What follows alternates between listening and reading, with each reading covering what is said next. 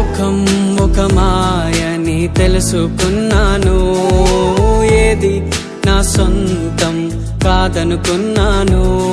ఈ లోకం ఒక మాయని తెలుసుకున్నాను, ఏది నా సొంతం కాదనుకున్నాను.